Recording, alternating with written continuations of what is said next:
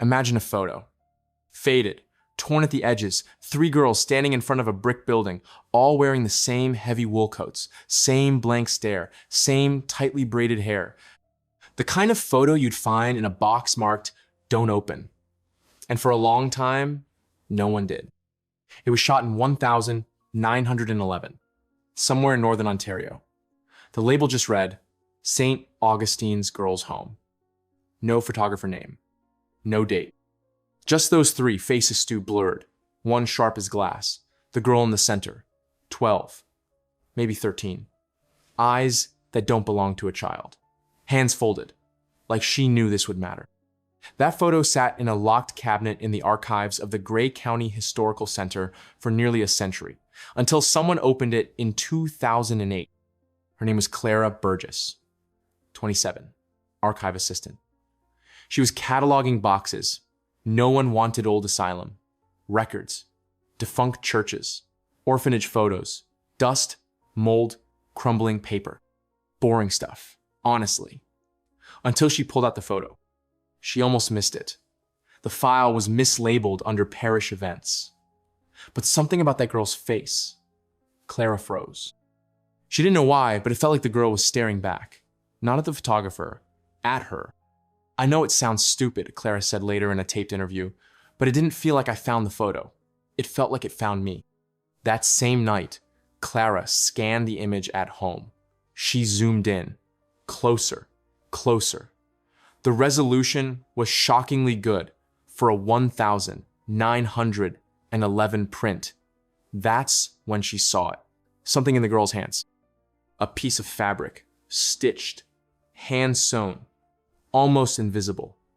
But when she enhanced the contrast, she saw 4 letters, faint, uneven, as if embroidered by a child. B-U-R-G? That's her last name. And here's the part that made her drop the mouse. There had never been a Burgess recorded at St. Augustine's. Not in 1911. Not ever. But Clara? That's her family name. Her great-grandmother was born just 5 miles away. And the girl in the photo? She looked exactly like Clara. Not a resemblance. Not kinda similar. Like a mirror 100 years back. And that's where everything started to unravel. She couldn't sleep. Clara kept the photo on her nightstand that night, like some kind of cursed relic. She told herself she was being ridiculous. Maybe it was a coincidence. Maybe the name was just someone else's. Still, she dreamt of that girl, standing in the exact same position. But this time, the girl was smiling. At 3:14 a.m., Clara turned on her lamp and scanned the photo again. She zoomed in past the stitching, past the girl's sleeves, past the shadow under her chin. And then she noticed something else. The other 2 girls in the photo blurred, motionless, forgettable had names. Their identities were scribbled faintly in pencil on the back of the original print. Miriam Doyle, Lydia Wren. Clara searched, both in the database. Standard stuff. Orphaned in a fire. Transferred to St. Augustine's. Both died in 1913, 2 years after the photo was taken. Pneumonia. No mention of the 3rd girl. No name, no record. Just a gap where her ID should be. That's when Clara did something she wasn't supposed to. She took the photo home. The next day, she used the university's facial analysis tool. It wasn't for this kind of thing. It was meant for comparing yearbook photos across decades. But it worked. She uploaded a scanned image of her own face from her student ID. Then, the girl in the photo. 89% match. She tried again. Changed lighting. Rotated angles. 91% match. Which is insane. Even identical twins don't score that high unless the age range is close. And the girl in the photo was born nearly 100 years before Clara. "I should have walked away then," Clara says in a later recording. "I should have burned that picture, but I didn't. I needed to know who she was, or what she was." The next night, her building lost power. Nothing unusual. Winter grid issues. Happens? Except when Clara looked out her apartment window. She swears she saw someone across the street, standing under the street lamp. Same coat, same braids. Just standing, looking up, then gone. The next morning, Clara skipped work. She sat on her apartment floor, surrounded by printed versions of the photo. Zoomed in, cropped, flipped, enhanced. She'd already gone through every digital tool she could think of. Still the same girl. Still the same stare. She hadn't imagined the embroidery. She hadn't imagined the face. What she couldn't explain was the feeling, that weight in her chest, every time she looked at the image, like something was pressing against her, warning her, or daring her. She opened her family genealogy tree. Her great-grandmother, Elsie Burgess, was born in Gray County in 1914, just 3 years after the photo. But Elsie had no siblings listed, no parents even. Just a note, placed in care of ward nurse, no known mother. Weird. She dug deeper, through archived census files, church records, even local birth announcements from 1910 to 1915. Nothing. It was as if Elsie appeared from nowhere. And the girl in the photo? She looked like a sister. By noon, Clara was standing at the front desk of the Gray County Historical Center again. She'd called ahead, asked if the original orphanage records from St. Augustine's were still stored somewhere. The answer: we've got partials, some logs, but most were lost in the 1942 flood. Still, they let her in. She was escorted down into the underground archive room. Smelled like paper rot and rusted filing cabinets. She pulled gloves on and began flipping through ledger books. And then, under admissions 1910, 1913, she found something. March 6th, 1911. 2 names written in black ink. Doyle, Miriam, age 9. Wren, Lydia, age 11. Below that, in pencilator, shakier, nearly erased, was a third line. No name, age unknown, arrived alone, silent, won't speak. No signature, no intake officer, just a scrawled comment in the margin. Put her with the others, she follows them anyway. Clara stared at it for a long time. She wasn't sure what was worse, that the girl had no name, or that someone thought it wasn't worth asking for one. She photographed the page, then flipped forward. Next to the death entries for Miriam and Lydia in 1913, someone had scribbled the words, "Only 2 gone, the quiet one remains." Remains. Clara's pulse kicked. Why didn't she die too? Why didn't she leave? Why did no one seem to care? She asked the archivist if any personal belongings had ever been recovered from the original asylum grounds.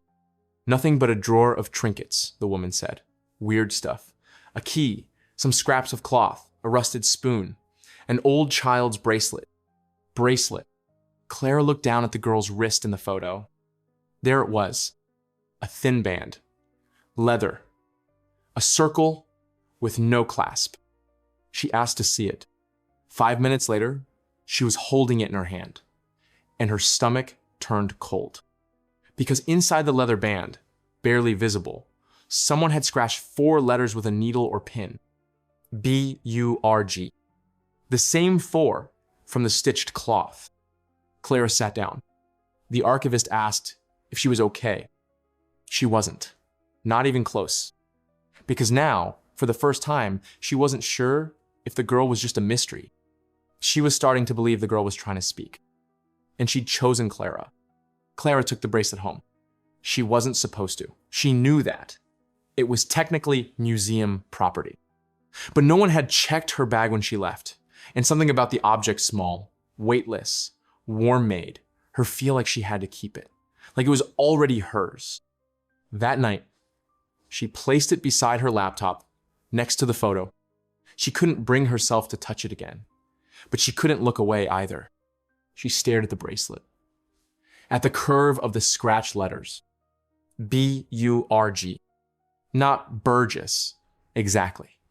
But close. Too close. What if it wasn't a name? What if it was a beginning?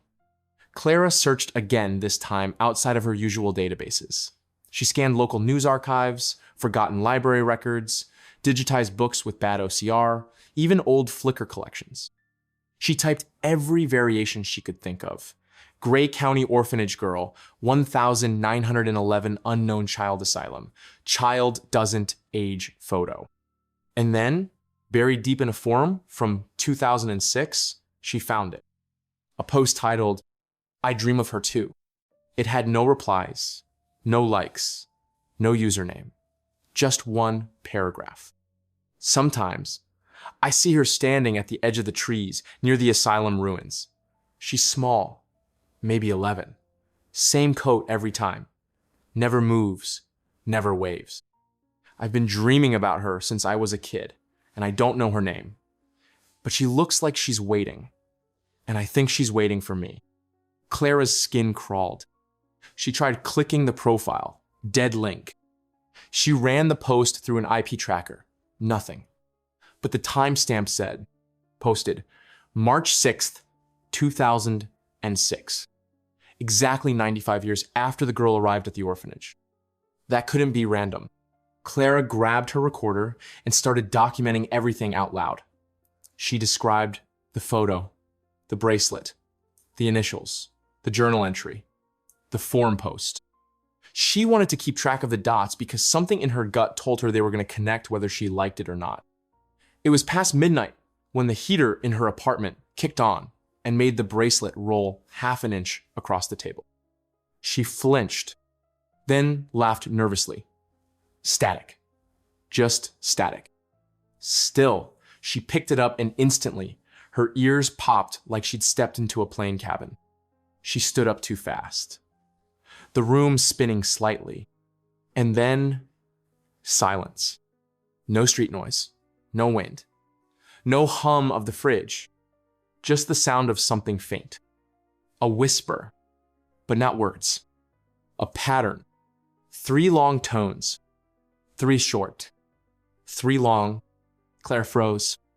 She opened her laptop, Googled Morse code SOS.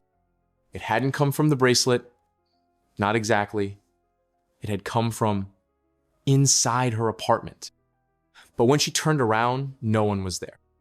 She checked the hallway. Empty. She opened her bedroom door, and there it was drawn into the condensation on the inside of her window, as if from a fingertip, a symbol. She didn't recognize it. Not at first. But when she held up the photo of the girl, the same symbol was carved into the bottom corner of the wooden bench the girl was sitting on. A circle, inside a triangle, inside another circle. She traced it with her finger. And for the briefest second, just before her fingertip left the glass, she heard a breath. Not hers. Right behind her. Clara didn't sleep that night. She sat on the floor of her living room, wrapped in 2 blankets, the bracelet in one hand, the photo in the other. The symbol was still on her window, starting to fade as the warmth of the day crept in. She took a picture of it. Date stamped. No filter. No edits. At 8:12 a.m., she called in sick, then packed her things, walked out of her apartment, and drove 3 hours north. Destination: St. Augustine's ruins. The old orphanage had been abandoned since the 1950s. Most of it had collapsed, burned, or been overtaken by forest. What remained were brick foundations, half a chimney, and scattered pieces of tile floors peeking through dirt and moss. Clara stood in front of the edge of the structure, photo in hand, matching angles. It was the same place. The bench in the picture was gone, but the concrete post next to it remained, now cracked in half and coated in lichen. She took photos, paced the perimeter, found remnants of a metal pipe that had once led to a boiler, all standard, until she reached the northeast corner, where the ground sloped down. There was a rectangular opening in the soil, roughly 2 feet wide, half covered in roots and branches, a crawl space maybe. She kneeled down and looked inside, just black. She wasn't reckless. She didn't go in. Instead, she took a photo. When she checked the picture, there was something inside. At first, it looked like a smudge. But when she zoomed in, she could see it clearly. A faint outline. A girl standing. Her face pale. Braided hair. Head slightly tilted. Same coat. Clara dropped her phone. She checked the crawl space again. Empty. But her phone showed the image. It was still there. She left immediately. Back in town, she didn't go home. She went to the nursing wing of St. Joseph's residential home. She had a name from her notes, Eileen Murch, age 94. One of the last children to live at St. Augustine's before it shut down. Clara sat across from her in a small visitor's room. She didn't mention the photo. Not yet. Just asked, "Do you remember a girl who didn't speak?" Eileen looked up slowly. Her fingers trembled, but her voice was clear. "Oh, you mean the one with no shoes?" "What?" "She never wore shoes, even in the snow. Always watching. Didn't talk, didn't blink." "Did she have a name?" Eileen shook her head. She didn't need one. She was always just there, watching us. Like a ghost, but not dead. Clara handed her the photo. Eileen's breath hitched. "That's her," she whispered. Except she never stood still long enough for photos. "Who got this?" Clara didn't answer. Eileen ran her finger over the picture. Stopped on the bracelet. "She gave that to me once. Said it belonged to my sister. I never had a sister, but I kept it for years. Then one day, it was gone." Clara's mouth was dry. She wanted to speak, but couldn't. Then Eileen leaned in. Her voice dropped. "We had a nickname for her. The other girls. We called her the Returner. Because sometimes she'd disappear for days, but she always came back. And every time she did, someone else was gone." Clara drove home in silence. She didn't turn on the radio, didn't answer her phone, didn't cry. She just sat behind the wheel, replaying Eileen's words over and over again. The Returner. She gave me the bracelet. Every time she came back, someone else disappeared. Back at her apartment, the photo and bracelet lay on the table where she'd left them, unchanged, as if they hadn't been part of the last 48 hours of unraveling reality. Clara sat down and opened her laptop. She didn't know what she was searching for anymore. Not answers, not proof, just connection. She typed in, "Girl returns, people disappear." Most of it was garbage, folktales, Reddit, creepypasta, a few obscure blogs about time loops and observers. Then she saw something strange. A scanned page from an out-of-print memoir published in 1974 titled Gray Before Sunrise by Edith Hollow. Clara had never heard of it. The excerpt was short, but her heart stopped at the third line. "I remember the girl at St. Augustine's, the one who always stood still. I don't recall her name, but the others called her the Sister of Silence. She gave me a folded note once. Said it wasn't for me. Said it was for someone named Clara." Clara froze. That wasn't possible. The book was written in the 70s, decades before she was even born. She searched for a cop and own in circulation. Library search? One archived edition listed at the University of Toronto's special collections. She called them. They had it. She was there an hour later, sitting at a desk with white gloves, holding a cracked hardcover volume that smelled like rot and memory. Clara flipped to page 183, the page with the quote. It was there, but there was more. She hadn't seen the bottom half of the excerpt online. I asked her who Clara was. She didn't answer. She just smiled and said, "She'll find me. She has to. That's the way it ends." Clara closed the book. Her hands were shaking. She looked around the archive room. The fluorescent lights buzzed overhead. She was being watched, not by someone in the room, by something older, bigger, like the entire building was listening. She signed the logbook, returned the memoir, and walked back outside. Cold wind, evening light, but something was different. People were walking past her, talking, laughing, moving like normal. But in the reflection of the library's glass door, Clara saw something behind her.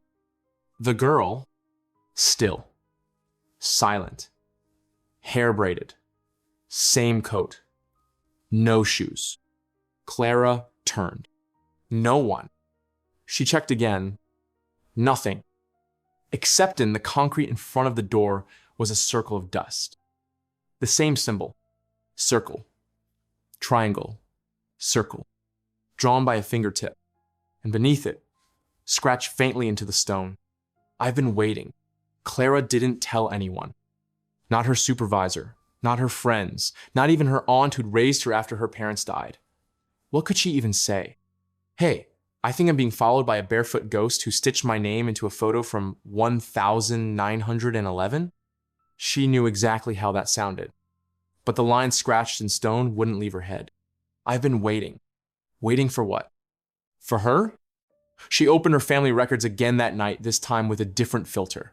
Not looking for direct connections, but for patterns, recurrences, names. That's when she noticed something strange.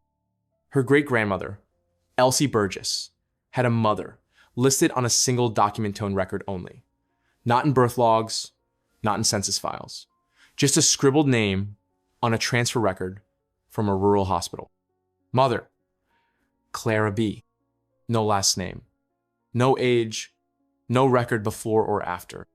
Clara blinked. She'd never heard this before. Her family had always said Elsie came from unknown lineage.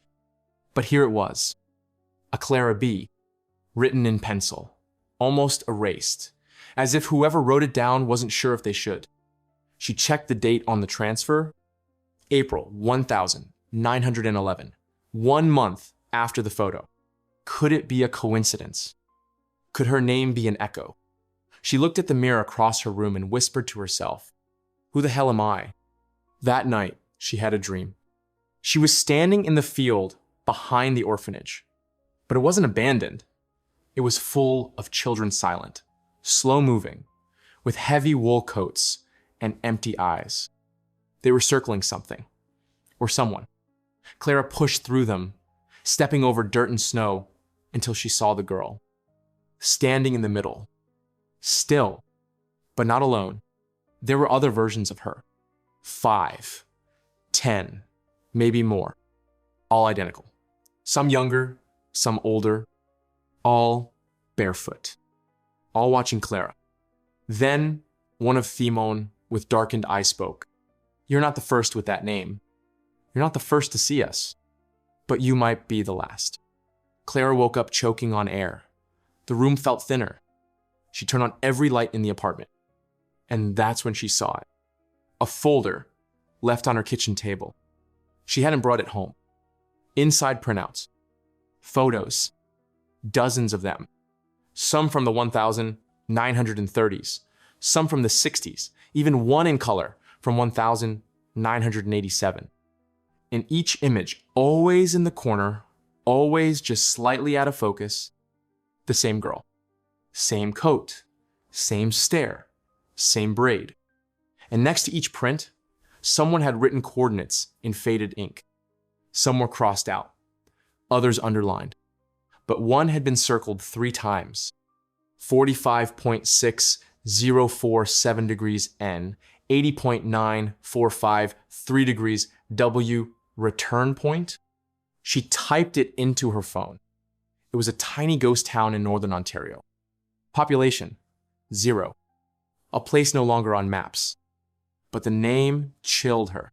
Clara's Rest. The road to Clara's Rest wasn't on any GPS. It used to be a mining village in the early 1900s then, a logging camp then, nothing. The last official mention was from 1954, when the post office shut down and the rail spur collapsed in a flood. But the name stuck. Clara's Rest. She left before sunrise, took the northern highway past Perry Sound, then veered off onto an unmarked service road. Her rental car bounced over frozen gravel and rotting branches for nearly an hour before the forest opened up. It was quiet. Not countryside, quiet dead, quiet. No birds, no wind. Just stillness, like sound itself had been drained from the air. And then she saw it. A sign. Warped, tilted, barely legible.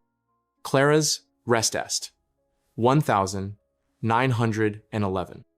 She parked the car on the edge of what might have once been a road and stepped out into knee-deep snow. There were ruins scattered between the trees, stone foundations, a well. The frame of what used to be a schoolhouse, its bell tower now collapsed and coated in moss. Clara felt like she'd walked into a forgotten painting. Her boots crunched over old boards and gravel as she made her way toward what looked like a small chapel. Inside to nothing but rotted pews and a shattered altar. Except a chair, wooden, upright, placed at the front, and on it, carefully folded, was a coat. Wool, brown, child-sized. She didn't want to touch it, but she couldn't stop herself. She picked it up slowly, felt the weight of it. Inside the collar, stitched by hand, with Turner number 4. Her breath caught, not a name, a designation. She opened her phone to take a picture. It powered off, battery dead. She'd left with 87%. No signal, no way to call out. The silence grew heavier. Then, a sound. A creak. She turned. A door previously shut was open behind her. She hadn't seen it before. It led down into a cellar, a set of stone steps descending into black. Her body screamed no, but her feet disobeyed. She stepped down. The air got colder. The smell of earth and iron grew stronger. And at the bottom, a wall, painted in charcoal, in careful, repetitive strokes. We turn her. We turn her. We turn her. Over and over again, hundreds of times. In the center, carved into the rock, was the symbol. Circle. Triangle. Circle. And just below, I etched in fine lines, like handwriting another message. She was never ours to keep, only to carry, until Clara came home. She didn't understand. Did they mean her? Or the other Clarath one from 1911? She reached out, touched the wall. And the moment her palm met the stone, she saw flashes. Not memories, but scenes. 3 girls in the snow holding hands. A woman in 1940 screaming into an empty field. A man in 1972 being pulled from a lake with eyes wide open. The girl, always the same, always watching. Then her own face. Not in a mirror, but in the past. Standing beside the girl, not as Clara the researcher, but as someone else entirely. Then everything went dark. She woke up outside, lying in the snow. The coat was gone.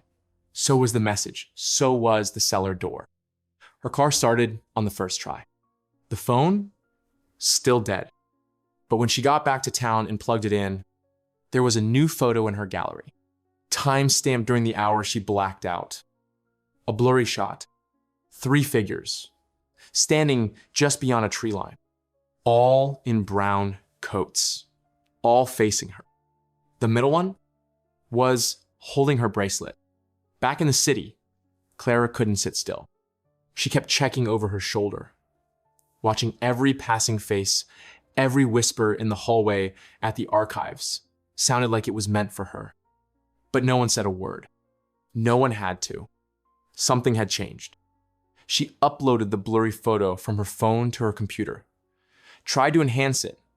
The software struggled, but eventually pulled enough contrast to show the middle figure's face. It was her, the girl, again. Except now, the shape of her mouth was different, almost smiling. Not warm, not friendly. Something between a smirk and a warning. Clara saved the image under a random file name and encrypted the folder. She needed help. She reached out to a professor. She trusted Dr. Nathaniel Kessler, retired anthropology scholar, obsessed with fringe history, and someone Clara had once heard say, "Every myth is just a censored fact." She emailed him with the subject line, "Do you know what a returner is?" Within 30 minutes, he called. "Where did you hear that word?" His voice was sharp, alert, not friendly. Clara explained. He went silent. Then, "I need you to come over. No more emails. No texts. Not for this." She drove to his house that evening. It was old, cluttered, filled with books and half-sorted artifacts. Kessler sat her down at the dining room table and pulled a metal box from a locked cabinet. Inside, papers, microfilm, a roll of old negatives, and in the middle, a photo. Same format. 3 girls, same coats, same postures. But this one was taken in 1939.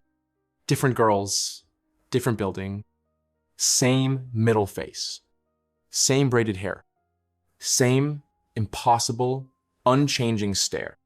Kessler laid it beside Clara's print. Perfect match. "We used to think it was a code name," he said.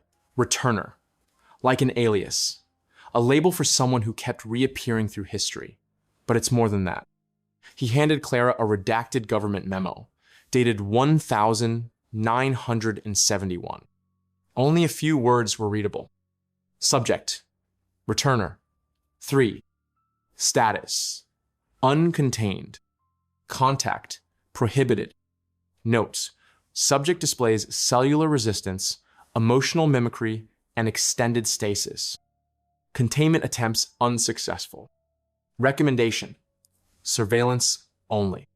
"They tracked her," Kessler whispered. "They had people watching her in orphanages, refugee camps, schools. Never touched her. Never approached. Just watched." Why? Because they didn't know what she was, and they were scared to find out. Clara held the memo with numb fingers. Another document showed dates 1911、1939、1958、1972、1987. Every 14 to 16 years. Each time, a new trio, always a photo. Always the middle girl the same. And always one girl vanishing afterward. "Are there more returners?" Clara asked. Kessler shook his head. "No, just the one. Always her. But the girls around her, they change. And sometimes, they're never seen again." He looked directly at her. "Tell me something, Clara. Were you ever missing as a child? Even for a few hours?" Clara laughed nervously. "No. I mean, I don't think so. Maybe once.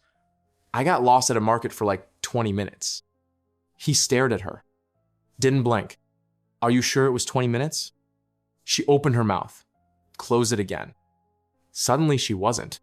"Sometimes," he said, "they come back different, just enough."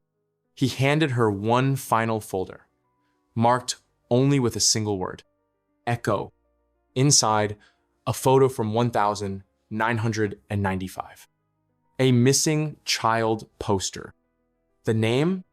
Clara B., the rest torn off. Age 6. Date missing: March 6th, 1995. Date recovered: March 6th, 1995. Clara whispered, "That's my birthday." Kessler nodded. "I don't think you're just chasing her story, Clara. I think you're chasing your own." Clara couldn't breathe. The photo in Kessler's folder was real. She remembered the hair, the dress, the little scar above her left eyebrow. She hadn't thought about that day in years, the day she went missing. She always assumed the story was overblown. A family overreaction. A crowded marketplace in Sudbury when she was 6. Her aunt told her they found her standing calmly in the aisle of a pharmacy across the street, holding a jar of honey. She'd never explained how she got there.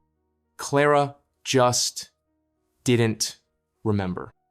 Until now. Now she wasn't so sure she wanted to. The word on the folder haunted her. Echo. What did it mean? That night, she sat in her apartment, scrolling through the few childhood photos she had scanned years ago. And there it was. A birthday picture. Her 6th. She was wearing the same dress as in the missing poster. But standing next to her, hand on her shoulder, was another girl. Faded. Slightly out of focus. Clara had never noticed her before. She enlarged the photo, enhanced contrast, cropped, sharpened. The girl wasn't family, wasn't a neighbor. She didn't even remember her. But there was the coat, the braids, and the look. It was her. The girl from 1911, still the same age, still barefoot. And her hand wasn't just resting on Clara's shoulder. It was gripping it. Clara's chest tightened, her vision blurred. She shut the laptop, stood up, and paced the room. She had to go back to the only place that ever made her feel like she didn't belong. Her childhood home. She hadn't been there since her aunt sold it in 2012. But it had recently been listed again empty, still for sale. She called the real estate number and posed as a buyer. They gave her a code for the lockbox. 3 hours later, she stood in the same hallway she'd run down as a kid. Everything was smaller now. She walked room to room. Nothing looked exactly right. Everything was brighter, more echoey, colder. Until she got to the basement. The door was still warped from water damage, still scraped the floor when opened. She stepped down slowly, flashlight in hand. Halfway down, she stopped. The smell, not musty or moldy, earthy, like deep soil, like something had never dried. She reached the bottom and turned on the light. Same concrete walls, same shelves, same old paint stains from when her aunt tried to make it a hobby room. But etched faintly into the far wall was a circle. Inside it, triangle. Inside that, another circle. Her hand trembled as she touched it. And then behind her, the sound of a soft knock. Not on the wall. From the crawl space under the stairs. 3 slow taps. Clara turned. The opening was still there, half covered by cardboard boxes and old holiday decorations. She knelt. The knock came again, louder, closer. She reached forward and moved the boxes. There was nothing inside, just darkness. She turned the flashlight into it and saw the brick wall at the back, but it wasn't brick. It was leather. A coat, hanging, perfectly straight, child-sized.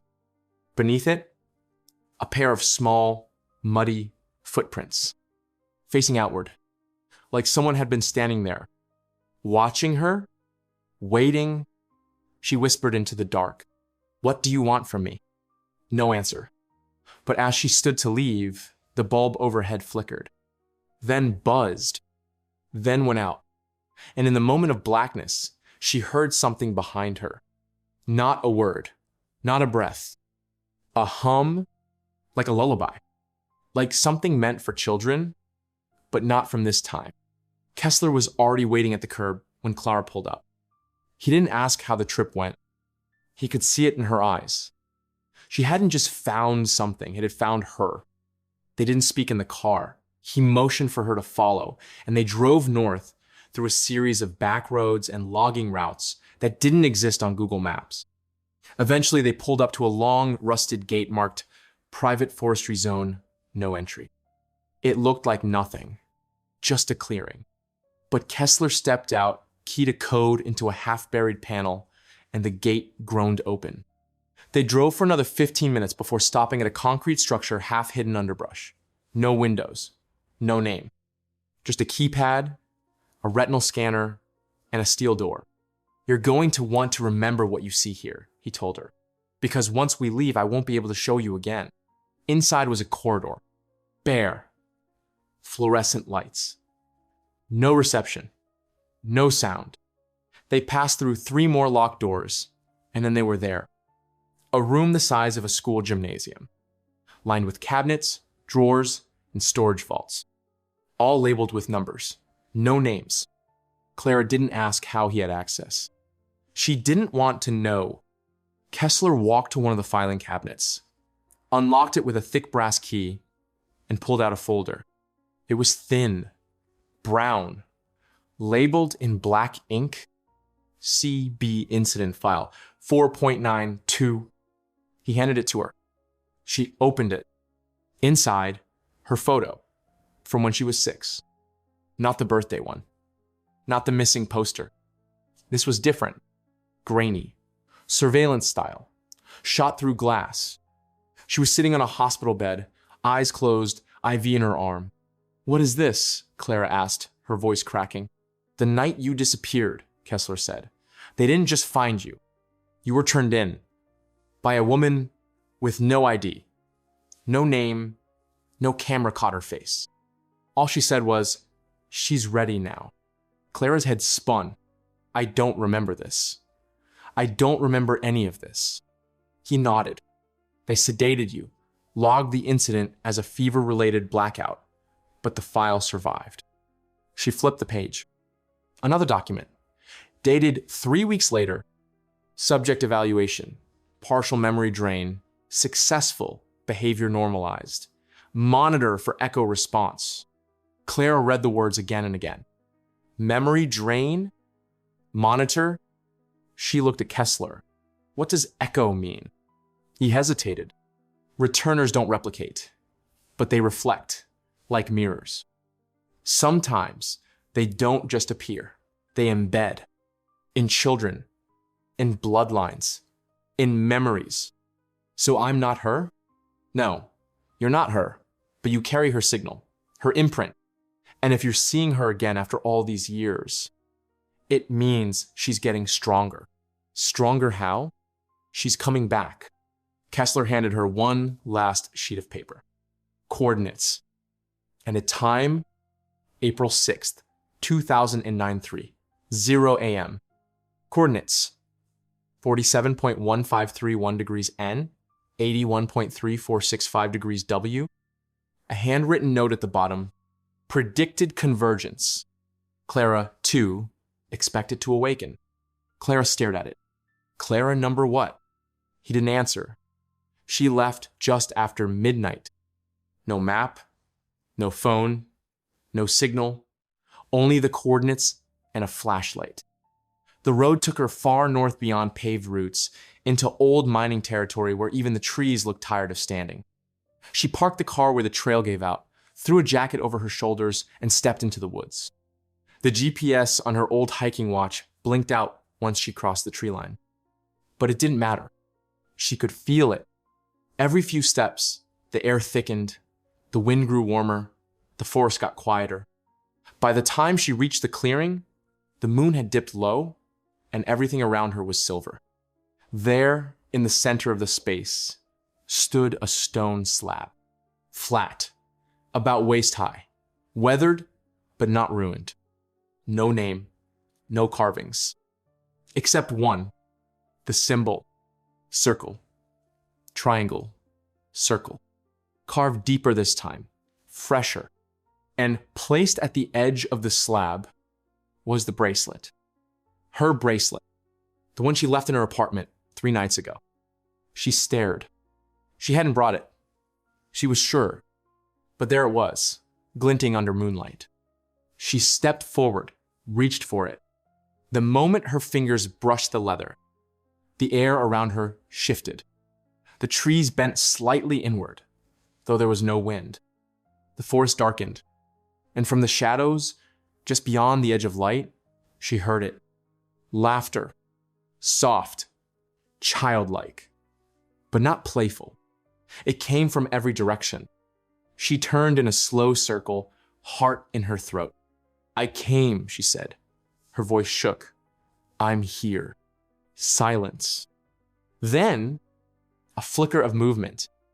Across the clearing, just behind the largest tree, a figure stepped forward.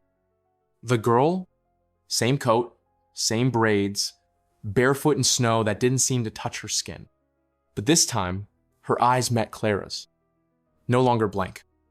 They shimmered with something ancient, something sad. Clara took one step forward. "So who are you?" she asked. "Why me?" The girl tilted her head, then lifted one hand and pointed not at Clara, but at the slab. Clara turned and froze. There was a photo pinned under the bracelet. Old, torn, sepia. It showed a hospital room. Clara on the bed, the girl standing beside her. Only now, the girl looked older. Not in years, in presence. Like she had watched entire centuries pass. Beneath the photo, written in pencil, "I carried you once. Now you carry me. One of us must always stay awake." Clara looked back toward the trees. The girl was gone. But now, something else had appeared. A second slab, smaller, covered in frost. On it, 3 objects. A child's drawing, a silver spoon, and a page from a book burned at the edges. She stepped closer. The drawing showed 3 girls, standing in a row. The middle one braided hair, no shoe shad, no face. Just an empty circle. The spoon was engraved. E. M. Eileen Murch. The page, from Gray Before Sunrise. But it had a handwritten note at the bottom. "They forget. You remembered. That means it's your turn." Clara backed away, breath clouding in front of her. "I didn't ask for this," she whispered. And for the first time, a voice answered. No one does. But it didn't come from behind her. It came from inside her own head. She ran. Didn't look back. Didn't care what she left behind. The bracelet, the photo, the slab, all of it. By the time she reached the car, her lungs burned and her legs barely obeyed her. She locked the doors, started the engine. For the first few miles, she didn't cry. She didn't scream. She just drove, headlights cutting through black. Only when she hit asphalt again did the shaking begin. Back in the city, Clara did the only thing that felt logical. She gathered every copy of the photo, the bracelet, her notes, Kessler's files, even her laptop. She drove to an industrial recycling yard and begged the night guard to let her toss everything into the burn pit. Cash helped. The flames were massive, hungry, final. She stood there watching her entire investigation curl into ash. The bracelet was the last to go. It hissed as the leather blackened, the carved letters bubbling before crumbling to dust. She whispered, "I'm done," then turned and walked away. But deep down, she knew the story wasn't finished. 2 days passed. No calls from Kessler, no knocks at her door, no photos on her phone. She almost convinced herself it was over. Until the envelope arrived. No stamp, no return address. Just one word on the front. Remember. Inside, a single photo. It wasn't old. It was taken 2 nights ago. A shot of the fire pit at the recycling yard. And standing at the edge of the flames was the girl. Same expression, same stare, unburned bracelet back on her wrist. Clara dropped the photo. It fluttered to the floor. She backed away slowly, then ran to her closet, pulled down the box where she'd stored every family document she hadn't dared to reopen. She flipped through birth certificates, obituaries, medical records, and found what she was afraid she might: a handwritten letter from her aunt. Never sent, never opened. It was addressed to future Clara. The handwriting was rushed, uneven. "You won't believe this. Not now. Maybe never. But when you were little, you spoke a name in your sleep over and over again. The same name, always whispered. I wrote it down. It didn't make sense then, but I kept it. At the bottom of the letter, Elsie, Elsie, Elsie, Clara's great-grandmother. But she remembered something else now. Not from a file, not from a photo, from the field, from the dream, from the cellar. The girl hadn't just watched, She'd said something, only once.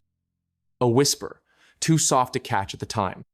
But now, somehow, Clara heard it again, echoing from her own thoughts like it had never left. You carried my name. I carried your blood.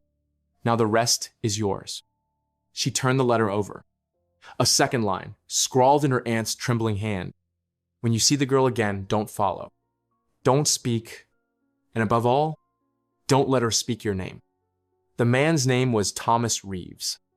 In 1979, he was working night shifts at a psychiatric hospital in Thunder Bay. Quiet guy. No family. No debts. No history of mental illness. Then, one night, he clocked out during a storm and vanished. No calls, no witnesses, just gone. He was declared legally dead in 1992. And then, in 2008, 29 years later, he walked into a gas station 2 towns away, wearing the same clothes, carrying nothing, not a scratch on him. When police questioned him, he said 6 words. I walked away. I stayed gone. He didn't explain what happened. Didn't ask for help. Didn't even ask what year it was. They kept him under psychiatric care ever since. No charges, no visitors, no interviews. Until Clara. Kessler made the call, pulled a few strings, and somehow they got 20 minutes. The facility was gray and silent. The kind of place where time slows down and light feels optional. Room 204. Thomas sat by the window in a chair that looked too big for him. He didn't turn when they entered. The nurse said, he doesn't talk much anymore. Kessler just nodded and left Clara alone. She approached slowly, sat in the empty chair across from him, set a photo down on the table between them. The 1939 photo. 3 girls, same layout, same middle face. She didn't say anything. He stared at the photo, then blinked, just once. Finally, Clara broke the silence. Do you know her? No answer. She's real. She's still showing up. Still nothing. Clara leaned in. You saw her. I need to know what she is. His lips moved. Just barely. Did she say her name? Claire froze. What? Now he turned his head. Slowly. Eyes milky gray. But sharp. Did she say your name? Clara nodded. Barely. Yeah. Once. Years ago. I forgot. But, yeah. He leaned back. Then you're part of it now. Part of what? The echo. The pull. Doesn't matter what you call it. Why does she keep showing up? He looked back out the window. She doesn't. We go to her. Always have. But why me? Because you remembered. That's all it takes. Silence. Then Claire asked the question she wasn't sure she wanted the answer to. What happens when she speaks her name? Thomas's hand twitched once on the armrest. Then he said, without looking at her, you start to forget who you were. And she starts to remember. Remember what? He finally looked her dead in the eyes. You. Every version. Clara stood up. She grabbed the photo and turned to leave. Then Thomas spoke again, soft but clear. Tell her I didn't look back. That's why I'm still me. Clara didn't sleep after seeing Reeves. She couldn't. There was something about the way he looked at her, not like she was a stranger, not like he was confused, but like he knew what she was becoming, or what had always been inside her. She returned home and did what she always did when the fear got too loud. She researched. Not for answers this time. For origins. If the girl didn't age, didn't change, and had been appearing in photos for over a century, there had to be a first time, a first name, a first sighting. Something before 1911. She combed through old parish registries, school logs, and hospital death records from Quebec, Northern Ontario, Manitoba, anywhere. A child might have slipped through unnoticed. Most of what she found was vague. Lost girls, unidentified children, forgotten entries. Until one caught her eye. A church archive from 1883, held at the St. Marguerite Cloister Library near the Quebec-Ontario border. The entry was one line, barely legible. Received, girl approx age 12, no speech, no name. Assigned to East Wing, room sealed after incident. No further notes, no follow-up. That was it, but it was enough. She emailed the cloister under the pretense of researching a project on forgotten institutions. No reply. She drove there anyway. The library was still operational barely. One nun, elderly, opened the door with suspicion, but eventually let Clara inside after she explained she was looking for early records of orphans. The building was cold, dimly lit, and smelled like damp stone and candle wax. The records room hadn't been touched in years. Dust coated everything, but the cabinets were labeled by year. Clara found the drawer marked 1,883. She didn't expect much, but halfway through a ledger, she found the page. One line had been blacked out not with ink, but with something burned into the paper, like someone tried to erase it with fire.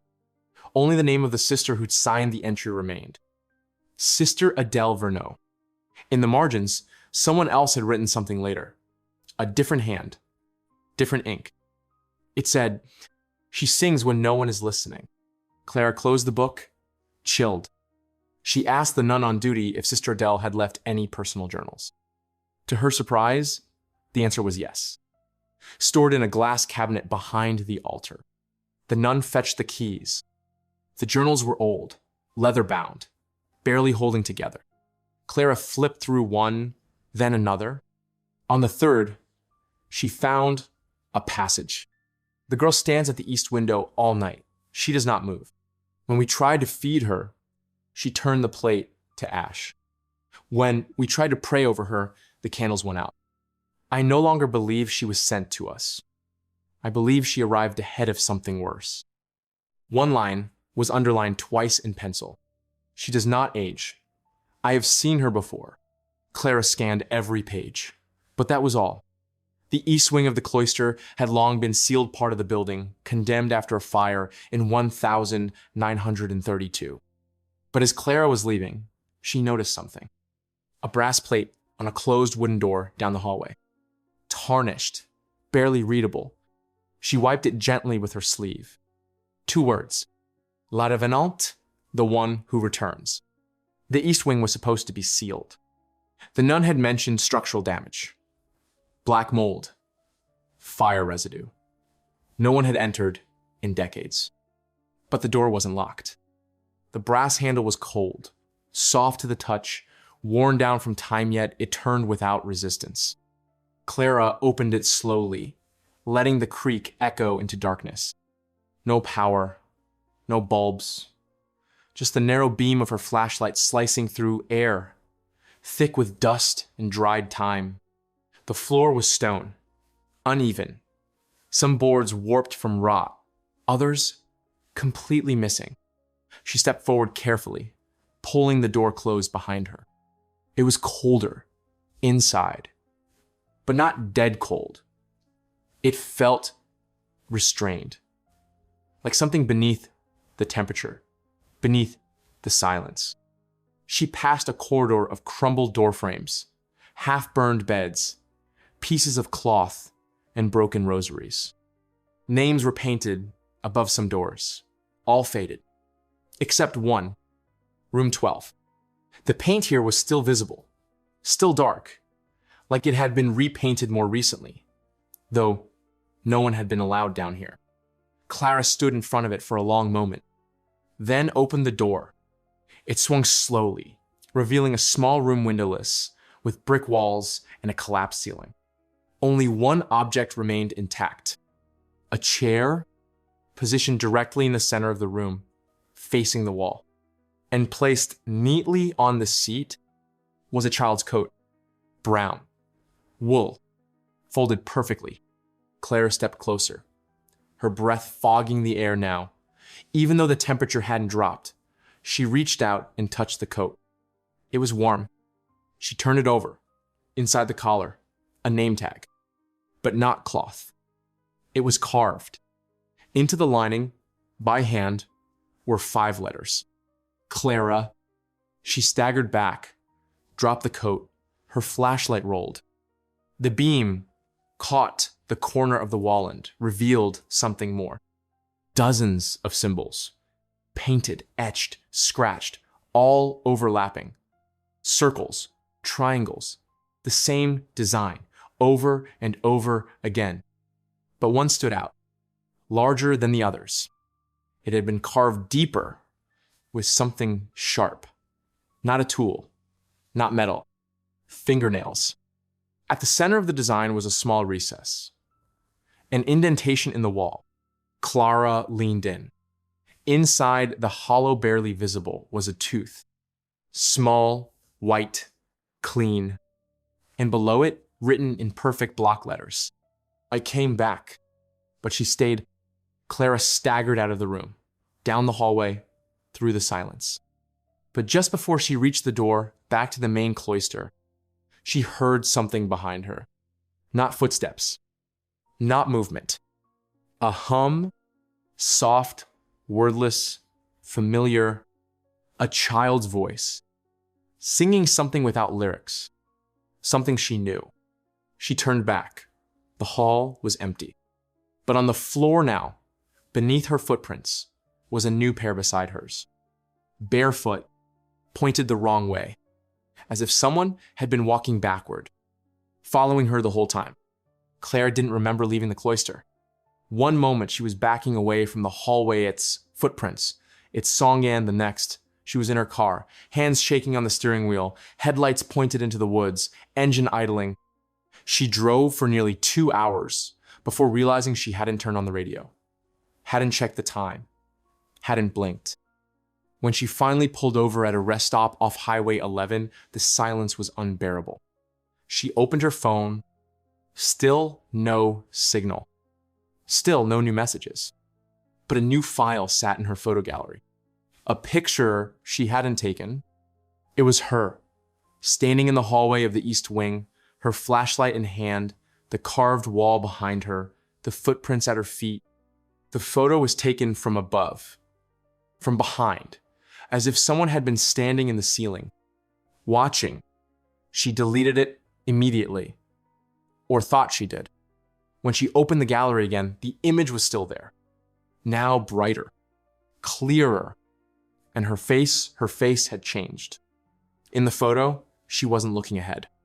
She was looking straight at the camera, straight at whoever had taken the picture, and she was smiling, not fear, not confusion. A cold, tight-lipped smile. Clara dropped the phone, stared at it like it might move. For a full hour, she didn't touch it again. When the sun finally rose, she drove to Kessler's. But the door was open. Inside, silence. No broken furniture, no sign of struggle. Everything in place, except Kessler's desk. Empty. Drawers cleared, laptop gone, files missing. On the wall behind the chair, written in chalk, "I warned you not to listen." Clara stood there, heart pounding, then noticed the smell. Burnt paper. She followed it to the fireplace. Ashes still warm. Inside the great half-burned pages, a photo strip, notes, letters, unreadable now. Except one piece had survived. It was from a medical file, her file. She pulled it out with tongs, careful not to tear it further. In the corner, subject, CB4, TYPE, partial echo carrier. And beneath that, status, monitor, memory, fragile, behavioral drift, possible. A final line, underline twice. If name is spoken more than once, identity may transfer. Clara didn't know what that meant. Not really. But she knew what she felt. She was being erased. Not suddenly, not completely. Just slowly enough that she could still feel it happening. She looked around the house. No photos of Kessler, no IDs, no trace he had ever lived there. And when she stepped outside, the mailbox read, Burgess. Not his name, hers. The envelope was waiting when she returned home. No stamp, no sender, Just her name, Clara Burgess, written in her own handwriting. Not just similar, identical. She knew because she'd written that exact B with a small loop at the top since she was 13, and the G that always dipped too low. This wasn't a forgery. It was her. Inside was a single sheet of folded paper. A letter. She unfolded it carefully. There was no greeting, no date, just the message, printed neatly in pen. By the time you read this, I will already be gone. You'll feel like you're losing pieces of yourself. That's not a symptom. It's a shift. You weren't meant to remember all of this, but you did. That's why she chose you. Not because you're strong, because you're close. You'll want to run, to bury the truth, but you can't. The memory doesn't live in the mind. It lives in the pattern, in the image, the hum, the name. When she speaks it again, and she will, you must not answer, not even in thought. Burn this letter, burn the name.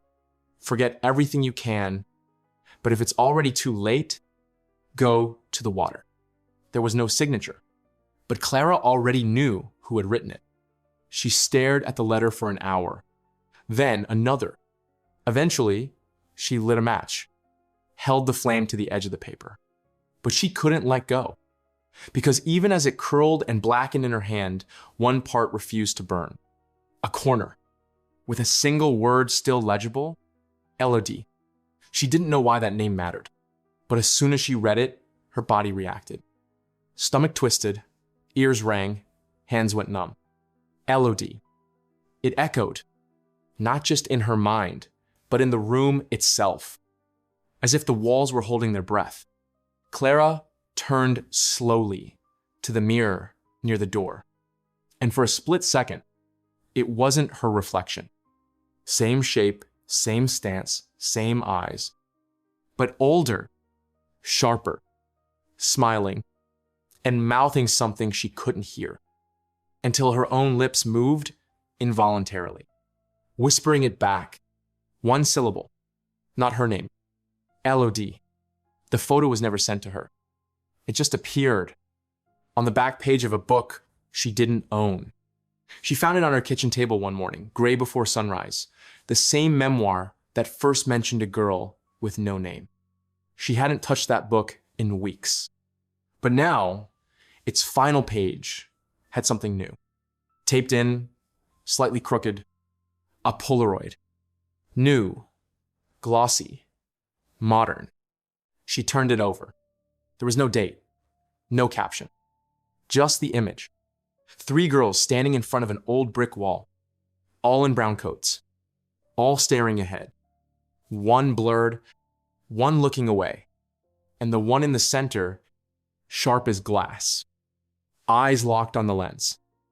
Smile small, closed. It was Clara, no doubt. Same hair, same posture, same shadow under her collarbone. But the expression, it wasn't fear. It wasn't curiosity. It was calm, prepared. As if she knew this moment was coming, Clara dropped the photo, stepped back, grabbed her phone, checked the gallery. The image was already there, saved, time-stamped, April 6th, 2009, 0 a.m., exactly when she was supposed to reach convergence. The coordinates. The photo was proof. Proof of what? She couldn't say. Only that it had happened, or would happen, or was always happening. She opened the image in full screen, zoomed in. Behind the 3 girls, faint but unmistakable, was a 4th shape, a reflection in the window behind them. The silhouette of a child, barefoot, standing alone, and watching.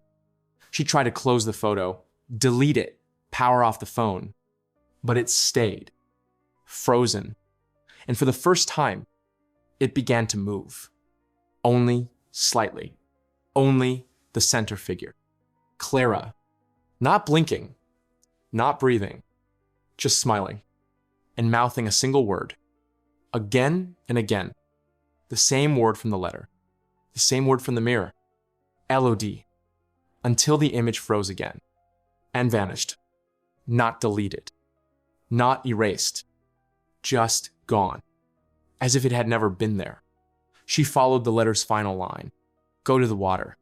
At first, it felt arbitrary, abstract. But the more she thought about it, the more it made sense. The water was where memory lived, where faces blurred, where time slowed, where reflections didn't lie only revealed. So she drove north, past roads she remembered, past signs she didn't, until she found it, a lake, wide, still, mirror flat. She didn't recognize it, but something about it felt right, like a place she'd seen in a dream too many times to call it a dream anymore. No birds, no breeze, just that same silence she'd learned to dread. Clara stepped to the shoreline. The water lapped gently at her boots. In her pocket was the only thing she had left, the photograph. The first one, 3 girls, 1911, St. Augustine's home. She unfolded it slowly. The edges were soft now, worn from being touched too many times. She held it above the water, just low enough that the surface began to ripple in the same shape. And then, something moved beneath. Not fish, not shadows. Shapes. 3 of them. Standing. Still. Just below the surface. She didn't flinch. Just let the photo drop. It touched the water. Floated for a second, then sank without resistance. As it disappeared, her reflection changed. Not drastically, just enough. The eyes became stiller, the shoulders straighter, the breath quieter. She stepped into the lake.